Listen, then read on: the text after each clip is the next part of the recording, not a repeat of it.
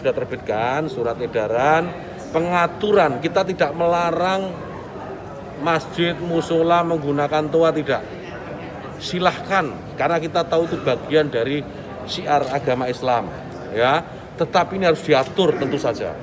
Diatur bagaimana volume speakernya gitu, toanya itu nggak boleh kenceng-kenceng, 100 desibel maksimal. Diatur bagaimana kapan mereka bisa mulai menggunakan speaker itu sebelum adzan dan setelah adzan, bagaimana menggunakan speaker di dalam dan seterusnya. Tidak ada pelarangan. Ini aturan ini dibuat semata-mata hanya untuk membuat masyarakat kita semakin harmonis, meningkatkan manfaat dan mengurangi mafsadat. Jadi menambah manfaat dan mengurangi ketidakmanfaatan. Karena kita tahu, misalnya ya, kita tahu di daerah yang mayoritas muslim, hampir setiap 100 meter, 200 meter itu ada musola masjid. Ya, bayangkan kalau kemudian dalam waktu yang bersamaan mereka semua menyalakan toanya di atas, kayak apa?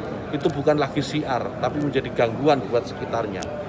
Kita bayangkan lagi, kita ini muslim, saya hidup di lingkungan non muslim, ya. Kemudian rumah ibadah saudara-saudara kita non muslim itu bunyikan toa sehari 5 kali dengan kenceng-kenceng secara bersamaan, itu rasanya bagaimana? Yang paling sederhana lagi, tetangga kita ini kalau kita hidup dalam satu komplek itu misalnya, kiri kanan depan belakang pelihara anjing semua. Misalnya menggonggong dalam waktu yang bersamaan, kita ini terganggu enggak? Artinya apa? Bahwa suara-suara ini, apapun suara itu ya, ini harus kita atur supaya tidak menjadi gangguan. Ya, speaker di musola masjid monggo dipakai, silahkan dipakai, tetapi tolong diatur agar tidak ada yang merasa terganggu, agar niat menggunakan toa, menggunakan speaker sebagai sarana, sebagai wasilah untuk syiar, melakukan syiar tetap bisa dilaksanakan tanpa harus mengganggu mereka yang mungkin tidak sama dengan keyakinan kita, berbeda keyakinan, kita harus tetap hargai. Itu saja intinya.